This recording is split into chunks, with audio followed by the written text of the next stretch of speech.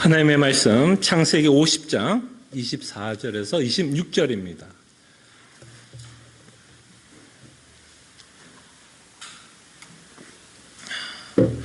창세기 50장 24절에서 26절. 하나님의 말씀이 이러합니다.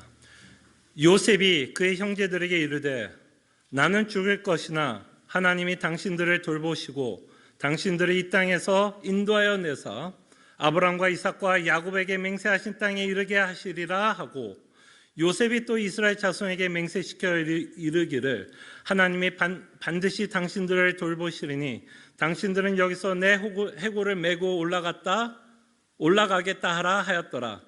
요셉이 110세의 죽음에 그들이 그의 몸에 향자료를 넣고 애굽에서 입관하였더라. 아멘.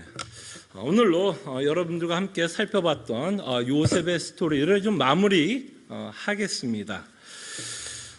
특별히 오늘 본문은 어떤 내용을 담고 있냐면 요셉이 자신의 죽음을 준비하고 있는 내용을 저희들이 살펴보게 됩니다.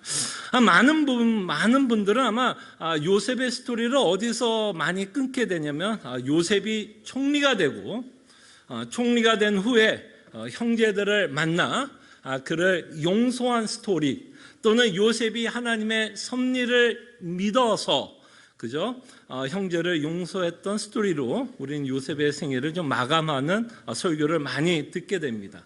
그래서 우리는 요셉의 생에서 총리까지 인생에 대해서 우리가 많이 집중하게 되는데요.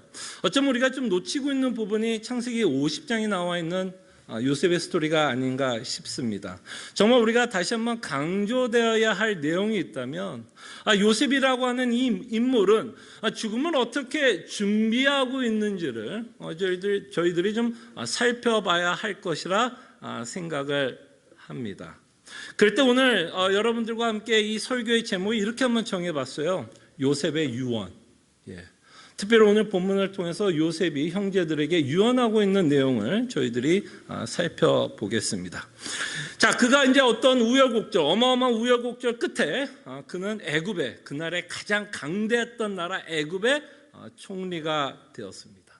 자, 그럴 때 우리는 생각을 좀 해봤으면 좋겠습니다. 총리가 된 요셉은 무엇을 기대하고 무엇을 바라보며 무엇을 소망하면서 나머지 여생을 살았을까? 한번 생각해 보시기를 바랍니다. 총리가 된 후에 요셉은 무엇을 소망하면서 살았을까? 그럴 때 요셉은 하나님의 계획이 이루어지기를 소망하면서 살아왔습니다.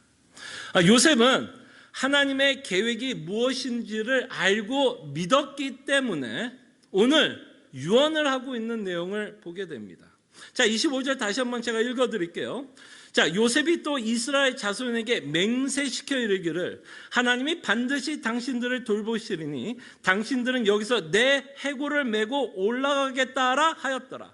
분명히 요셉은 애굽에서 임종을 맞이하게 되고 죽을 것이고 분명히 애굽에 장사될 것입니다. 근데 그 형제들에게 자신의 해골을 어떻게 할 것을 요구하냐면 해골을 들고 올라가라고 말씀합니다. 무엇을 요셉이 말씀하고 있는 걸까요? 그때 우리는 압니다. 요셉이 지금 형제들에게 유언하고 있는 내용은 뭐예요? 비록 나는 이 땅에 죽지만 너희들이 가나안에 돌아가게 되면, 우리의 후손들이 가나안에 돌아가게 되면 반드시 내 유골을 함께 가져갈 것을 유언하고 있는 것을 보게 됩니다. 왜 요셉은 형제들에게 자신의 유골을 가지고 가나안 땅에 갈 것을 유언하고 있을까요? 그럴 때 요셉은 하나님의 계획을 이미 알고 있었고 믿었습니다. 그 계획의 내용이 뭐였죠? 누구에게 그 계획을 처음으로 말씀했죠? 요셉의 증조부인 아브라함에게 이미 이스라엘 또는 그 아브라함의 자손들이 어떤 계획, 하나님의 어떤 계획과 어떤 약속이 담겨져 있는지를 우리는 이미 알고 있습니다. 창세기 15장 13절과 14절 한번 주보로 볼까요? 보십시오. 주보를 한번 보세요. 하나님이 아브라함에게 무엇을 약속하고 있는지를 한번 보시기를 바랍니다. 자, 여호와께서 아브라함에게 이르시되 너는 반드시 알라. 내 자손이 이방에서 객이 되어 그들을 섬기겠고 그들은 몇 년이요? 400년 동안 네 자손을 괴롭히리니 그들이 섬기는 나라를 내가 징벌할지며 그 후에 네 자손이 큰 재물을 이끌고 나오리라. 이건 이미 요셉이 태어나기 전에 증조부 아브라함에게 하나님이 갖고 있었던 이스라엘을 향한 계획과 약속이 담겨져 있었습니다. 비록 너희 자손들은 애굽에서 노예가 되어 400년의 인생을 살 것이지만 분명히 우리는 알죠. 모세를 일으켜서 400년 후에 이스라엘 민족을 끌고 나올 것을 약속합니다. 요셉은 이걸 뭐 했다고요? 믿었어요. 그렇기 때문에 요셉은 총리로 살아가면서 그 땅에서 부귀 영화를 누리는 게 그의 인생의 목적이 아니었습니다. 제가 한 나라의 총리가 됐으면 그 땅에서 부귀 영화를 누리는 걸 목적으로 삼았을 텐데 저라면 요셉은 아니었어요. 비록 그는 그 나라의 가장 강대했던 나라의 총리가 되었습니다. 2인자가 되었어요. 그럼에도 불구하고 그는 애굽을 자신의 고향으로 영원히 살 곳으로 생각하지 않고 하나님이 계획하고 있는 출애굽을 소망하면서 죽었다라는 것을 저희들이 보게 됩니다. 그래서 24절에 보면 요셉의 신앙 고백이 나오고 있는 걸 보시지 않습니까? 증조부 아브라함에게 들었던 그 신앙의 고백을 우리는 보게 됩니다.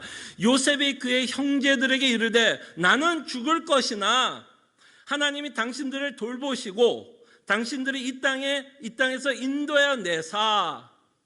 요셉이 뭘 기억해요? 아브라함과 이삭과 야곱에게 맹세하신 땅에 이르게 하시리라 하고, 그는 믿었어요. 하나님의 계획을 믿었어요. 하나님의 약속을 믿었어요. 하나님 반드시 그가 계획하고 약속한 걸 이루실 것을 요셉은 믿었기에 비록 자신은 죽지만 분명히 자신은 해골만 남겠지만 너희들이 출애굽하는 날이 되면 반드시 내 유골을 갖고 하나님이 약속한 약속의 땅 가나안에 함께 갈 것을 형제들에게 유언으로 남겼습니다. 저는 요셉의 유언이 우리에게 굉장히 중요한 메시지를 던진다라고 생각합니다. 이미 제가 이 정도 얘기했으면 제가 이제 무슨 이야기 할지 이미 여러분들은 아실 거라 생각을 합니다. 요셉의 삶은 제가 요셉의 스토리를 여러분들에게 말씀드렸던 것처럼 요셉의 삶은 성도의 삶을 보여준다라고 말씀을 드렸습니다. 요셉의 삶은 개인의 삶으로 성경에 기록된 것이 아니라 요셉의 삶을 통해서 하나님을 믿고 예수 그리스도의 복음을 믿는 자들이 이 땅에서 어떤 삶을 살아가야 되는 그 패턴, 본으로 우리에게 보여주고 있다는 것을 보게 됩니다. 그때 요셉의 삶, 가나안을 바라봤던 자신의 고향인 가나안을 바라보면서 살았던 요셉의 생을 보면서 우리는 다시 한번 신약에서 요셉의 생애가 녹아져 있는 본문을 접하게 됩니다. 히브리서 13장 16절을 보겠습니다. 주보를 또 참고하세요. 자, 히브리서 11장 13절에서 16절에 보면 예수 그리스도의 복음을 믿는 자들은 무엇을 바라보면서 무엇을 소망하면서 살아야 할지를 말씀하십니다. 자, 이 사람들은 다 믿음을 따라 죽었으며 이 사람들 안에 누구 포함될까요? 요셉이 포함되는 스토리죠. 이 사람들은 다 믿음을 따라 죽었으며 약속을 받지 못하였으되 요셉은 가나안에 들어가지는 못했죠. 그죠? 약속을 받지 못했을 때 그것들을 멀리서 보고 환영하며 또 땅에서는 외국인과 나그네임을 증언하였으니 그들이 이같이 말하는 것은 자기들이 본향 찾는 자임을 나타내미라. 그들이 나온 바 본향을 생각하였더라면 돌아갈 기회가 있었으려니와 그들이 이제는 더 나은 본향을 사모하니 곧 하늘에 있는 것이라. 이러므로 하나님이 그들의 하나님이라 일컬음을 받으심을 부끄러워하지 아니하시고 그들을 위해 한 성을 예비하셨느니라. 그때 요셉의 스토리는 무엇을 예표하십니까? 뭘 예표하죠? 무엇을 예고합니까? 그 가나안이라고 그 요셉이 돌아가고 싶었던 가나안 땅은 이 히브리서를 통해서 우리에게 상징하고 있는 곳이 어디죠? 보냐? 더 나은 곳. 그래서 히브리서는 친절하게도 그 본향이 어디인가를 우리에게 말씀합니다. 하늘이다라고 말씀합니다. 요셉이 가나안을 바라보면서 이제 평생을 살아왔다면 예수 그리스도를 믿는 우리는 더 명확하게 이 사실을 알고 믿게 됩니다. 더 명확하죠. 요셉은 멀리서 환영할 수밖에 없었어요. 그러나 우리에게는 더 선명하게 이 내용이 신약을 통해서 예수 그리스도로 말미암아 더 선명하게 우리에게 말씀되고 있는 것을 보게 됩니다. 요한복음 14장 1절과 2절을 한번 볼까요? 예수님이 뭐라고 제자들에게 약속하고 있습니까? 자, 14장 1절과 2절 또 주보를 참고하시면 됩니다. 자, 너희는 마음에 근심하지 말라. 하나님을 믿으니 또 나를 믿으라. 내 아버지 집에 거할 곳이 많도다. 그렇지 아니하면 너에게 일렀으리라. 내가 너희를 위하여 거처를 예비하러 가노니. 그러니까 지금 이 거처가 어디죠? 이 거처가 어디예요? 우리가 영원히 살 곳이 되고 있다는 것을 보게 됩니다. 예수 그리스도께서 십자가에 죽으시고 부활하시고 승천하시며 하나님 우편에 앉아 계신 그곳이 우리가 영원히 살 거처, 집. 그 다음에 히브리서에 의하면 그 언어를 뭐라고 표현해요? 보냐. 우리의 ultimate 또는 궁극적 고향. 예.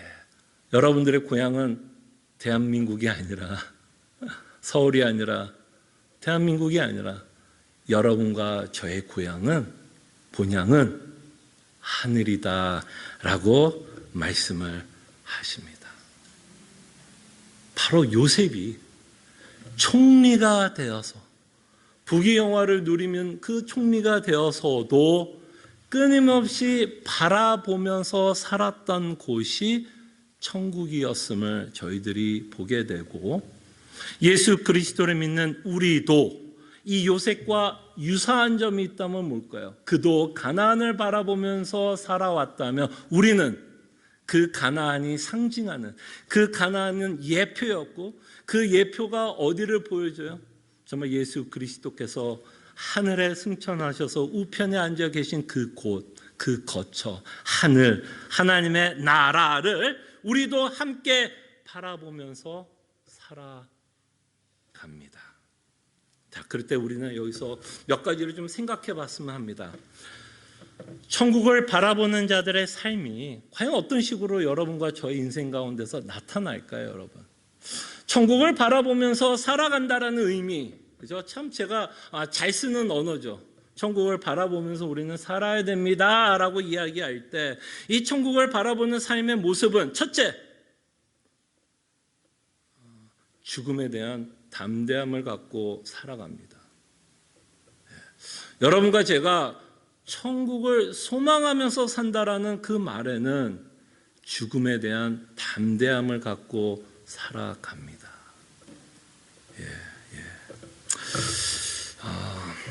죽음은 아마 이런 것 같아요. 죽음의 과정은 두려울 수 있다라고 생각이 듭니다. 그죠? 죽음의 과정은 두려울 수 있을 것 같아요. 병에 걸리고 병치레를 하며 투병을 해야 된다면 그 죽음의 과정은 분명히 우리로 하여금 육체적이든 정신적으로든 우리에게 괴로운 건 맞습니다. 과정은 괴로울 수 있어요. 근데 우리가 좀 분리를 해서 좀 생각을 했으면 합니다. 과정은 두려울 수 있습니다. 저도 아마 죽음 앞에 쓴다면 당연히 그 과정은 두려울 거라고 생각이 들어요. 근데 우리는 이렇게는 좀 생각했으면 좋겠어요. 죽음 자체는 우리가 두려울 것은 아니다. 그러니까 과정과 죽음을 좀 우리는 분리해서 생각합시다.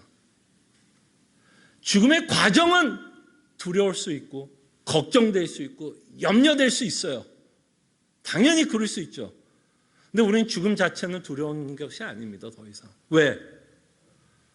죽음은 성도들에겐 가장 영광스러운 날입니다.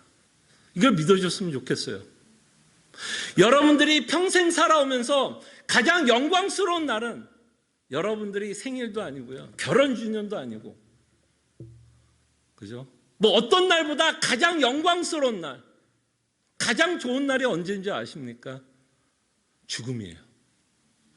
죽음이에요. 성도에게는, 안 믿는 자들에게는 그날이 최고의 저주의 날이고 심판의 날이겠지만, 적어도 예수 그리스도를 믿는 우리에게는 가장 영광스러운 날은 죽음이에요. 왜? 어떤 여러분들과 함께 살펴보고 있는 하이델베르그 요리 문답을 보면 죽음을 이렇게 표현을 해요. 관문이다라고 표현해요. 관문이에요. 문. 죽음은 문이에요. 물론 그 문에 들어가는 과정은 아까 말한 것처럼 두려울 수 있어요. 그냥 그 문 자체는 우리에게는 영광입니다. 왜? 그 문에 들어가는 순간 우리가 달려갈 길 다 마치는 순간입니다. 우리가 이 땅에 흘렸던 눈물 마치는 날이에요. 우리가 그토록 염려하고 걱정했던 그 모든 어려움 마치는 날이에요. 마치는 날이고, 그 문 뒤에는 우리가 상상할 수 없는 기쁨과 평안과 위로만이 영원히 남는 곳이 됩니다. 그러니 성도에게 죽음은 뭐라고 제가 표현할 수밖에 없을까요? 영광이다라고 표현할 수밖에 없어요. 왜? 그곳엔 더 이상 애통하는 일이 없을 것이기 때문에, 그곳엔 사망이 없을 것이기 때문에, 그곳엔 더 이상 죄가 없을 것이기 때문에. 우리가 천국을 소망하면서 산다라는 이 말은 우리가 죽음에 대해서 담대할 수 있습니다. 저주가 아니라 정말 우리끼리만 좀 얘기할게요. 이거 녹음돼서 좀 어떻게 들릴지 모르겠는데요. 우리는 죽는 성도를 보면서 우리는 부러워해야 돼. 우리가 죽는 성도를 보면 우리가 부러워해야 돼요. 사실은. 왜? 죽는 성도는 이제 끝났어요. 더 이상 애통할 일이 없어요. 하나님의 영광의 상태로 들어가요. 하나님을 온전히 사랑하고 이웃을 온전히 사랑하며 죄를 더 이상 짓지 않을 곳에 들어가게 됩니다. 그렇기 때문에 여러분, 죽는 성도를 보면 그 사람을 위로할 게 아니라 우리가 불쌍한 거에 여전히 이 땅에 남아서 끊임없이 애통하고 염려하고 걱정하고, 그 인생을 우리는 살아가야 때문에 어쩌면 남아있는 우리가 더 안 된 거죠. 그래서 우리는 죽음에 대한 관점이 바뀝니다. 천국을 바라본다. 왜? 천국이 좋은 곳이니까. 그죠? 성경은 끊임없이 천국이 좋은 곳이라고 말씀하고, 그곳에는 예수 그리스도께서 계신 곳이기 때문에 우리는 천국, 죽음을 기다립니다. 담대하게 기다릴 수 있어요.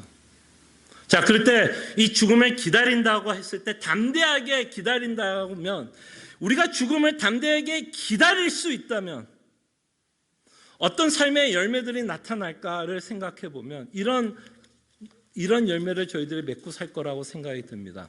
우리가 이 땅에 살아가면서 잃어버리는 것에 대한 담대함도 생길 거라고 생각을 합니다. 죽음마저도 우리가 담대할 수 있다면, 그죠? 인간을 가장 두렵게 하는 죽음마저도 우리가 담대할 수 있다면, 우리가 그렇게 아끼는 것들 잃어버려도 우리는 뭐라고 고백할 수 있을까요? 괜찮아. 무슨 말인지 알겠죠? 그래서 여러분들과 제가 그토록 소중하게 여기는 것 뭐가 있을까요? 건강. 첫째는 건강. 죄송하지만 나이가 들면 어쩔 수 없어요. 그렇다고 나이가 들어서 건강이 약해지기 때문에 막 살자는 얘기 아닙니다. 치료를 받을 수 있으면 받으세요.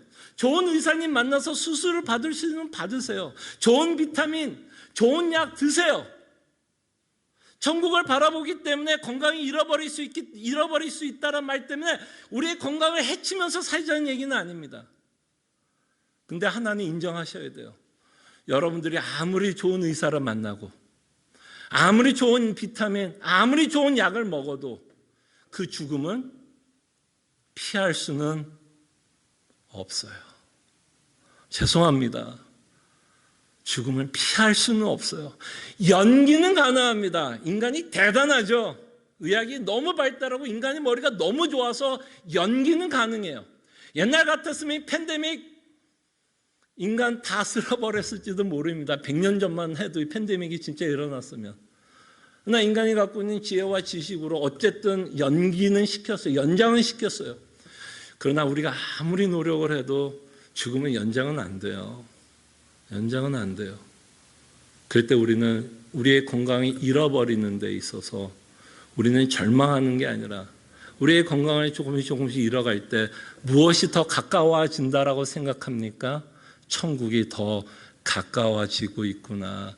내가 영원히 살 하나님의 나라가 좀 더 가까이 오고 있구나로 우리는 뭐로 삼아요? 소망을 갖고 삽니다. 그래서 우리는 천국을 소망하고 죽음에 담대함은 우리의 건강을 잃어버리는 것에 대해서도 담대합니다. 또 우리는 이 땅의 것들을 잃어버리는 것, 또 재정적인 것도 마찬가지 아닐까요?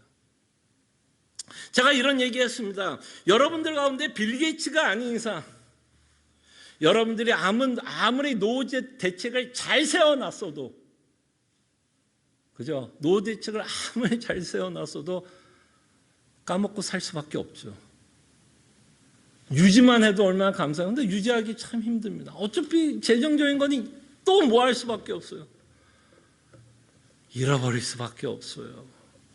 현역 때처럼 리타일하면서 현역 때처럼 살 수는 없을 것입니다.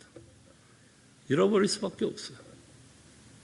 그러나 우리가 천국을 바라보면서 살아간다면 내가 그토록 귀중하게 여기는 것들에 대해서 잃어버리는 것에 대해서 또한 담대함도 생길 거라고 생각이 듭니다. 왜 그 담대함은 다른 게 아닌 것 같아요. 그 천국이 우리를 만족시키기 때문에, 그 하늘의 소망이 우리를 만족시키기 때문에 비록 재정적으로 잃어가고 또는 우리의 건강을 잃어버린다고 해도 여전히 우리 안에는 뭐가 남아있어요?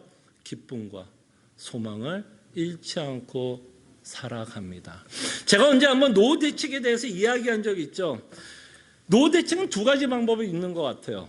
노후 대책이 두 가지가 있습니다. 하나는 뭐예요? 진짜 여러분들 열심히 일을 해서 재투자해서 여러분들이 20년이든 30년 동안 살 수 있는 것만큼 벌어놓는 방법. 그게 또 이제 미국이 가장 선호하는 노후 대책이겠죠. 그죠? 예. 그렇게 해서 여러분들이 노후 대책을 갖고 계신 분들도 있을 겁니다. 근데 두 번째 방법도 있어요. 두 번째 노후 대책은 뭘까요? 그리스도로 만족할 수 있다면, 그리스도로 만족할 수 있다면 내가 조금 준비가 안 돼도, 그죠? 내가 노후 대책을 조금 못하더라도 끊임없이 뭐 하면서 살 수 있을까요? 있는 것 가운데, 그죠? 내가 남아있는 것 가운데 뭐 하면서 살 수 있을까요? 만족하면서 살 수 있습니다. 예. 그럴 때 성경이 또는 하나님이 요구하는 노후 대책은 뭘까요? 내 물질을 그냥 잘 간수해서 그냥 끝까지 어떻게든 유지하는 노후 대책일까? 아니면 정말 그리스도 안에 자족하기를 원할까요? 후자가 아닐까 싶어요. 끊임없이 그리스도로 말미암아 자족하는 것, 그것이 바로 천국을 바라보면서 살아가는 소망의 내용이 아닐까 생각을 해봅니다. 그 다음에 천국을 바라보는 삶의 특징 중에 하나는 어쩔 수 없이 여러분과 저는 나그네로 살아갑니다. 히브리서에서도 제가 조금 읽은 것처럼 13절의 마지막에 보면 외국인과 나그네임을 증언하였으니, 그러니까 여러분들이 천국을 바라보면서 살 때에 이 땅에서 여러분들이 어떤 삶을 살아갈 수밖에 없냐면 나그네로 살아가요. 이 나그네로 살아간다는 의미는 이런 의미인 것 같아요. 이 땅에 내가 살아가고 있지만 이 땅은 여전히 낯설어. 뭔가 불편해. 50년, 60년, 70년을 이 땅에서 살아왔지만 내가 천국을 바라보면서 살아간다는 건 이 나라, 이 땅에 살아가는 게 낯설어. 첫째로 뭐가 낯설어요? 가치관에서 낯설어요. 가치관이 낯설어요. 수많은 사람들은 뭐를 위해서 살아요? 돈을 위해서 살아갑니다. 건강을 위해서 살아가요. 내 자녀를 위해서 살아갑니다. 자신들이 섬기는 우상을 위해서 살아갑니다. 그러나 우리는 뭐예요? 우상과 싸우죠. 야, 이 우상을 내가 그저 내 신으로, 내 하나님으로 믿으면 안 돼. 이 우상으로 나는 위로받으면 안 돼. 하나님만이 내 위로자야. 하나님만이 내 소망이야. 하나님만이 내 기쁨이야 라고 생각하면서 살아갑니다. 그렇기 때문에 우리는 이 땅에 살아가면서 여러분들이 누군가 만나 이 땅의 가치관을 이야기를 하면 그분들의 가치관이 동의되는 게 아니라 낯설어야 돼요. 낯설어야 돼요. 왜? 우리의 삶의 목적이 다르기 때문에 낯설어야 돼요. 그분들이 세상 가치관에 대해서 이야기할 때 나는 불편해야 돼요. 낯설어야 돼요. 그럼 그 말에 우리가 동의가 되고 그런 것에 우리가 위로를 받으려고 한다면 우리가 천국을 바라보는 자들이 아니라 여전히 이 땅을 바라보면서 살아가는 자들이 아닐까 생각을 합니다. 나그네로 살아간다는 건 이 땅이 뭔가 불편해야 돼요. 불편해요. 세상 사람들이 살아가는 모습과 내가 살아가는 모습이 달라야 돼요. 다를 수밖에 없어요. 그리고 나그네로 살아간다는 건 선택적으로 불편하게 살아가겠다라는 의미가 포함되어 있습니다. 왜? 세상이 갖고 있는 가치관과 내가 갖고 있는 가치관이 다르기 때문에 선택적으로 우리는 끊임없이 선택적으로 분별하고 무엇이 하나님의 뜻일까, 무엇이 하나님의 가치관일까를 끊임없이 분별하면서 하나님이 요구하는 가치관대로 살아가려고 합니다. 그런 의미에서 여러분, 나그네로 산다라는 것, 성도로 산다라는 건 이 땅에서 적어도 쉽지 않습니다. 사람들에게 조롱도 받을 수 있어요. 왜 그러고 사냐고. 그런 것도 박해가 아닐까요? 조롱도. 육체적인 뭐 어떤 핍박만이 박해가 아니라 누군가 우리의 삶에 대해서 조롱하고 있다면 그것도 뭐 정신적 박해라고 얘기할 수 있지 않을까요? 불편해야 됩니다. 우린 불편해야 돼요. 그들의 삶을 보면서 부러워하는 자들이 아니라 그렇게 살아가는 자들을 보면 우리는 불편해야 돼요. 왜? 내 삶과 목적, 가치관과 다르기 때문에 불편함을 느낍니다. 자, 그러나 이 장래의 소망, 하나님의 나라의 소망을 갖고 살아가는 자들은 소망이 여러분 삶 가운데 넘쳐나셔야 돼요. 여러분들의 삶 가운데 소망이 넘쳐나야 돼요.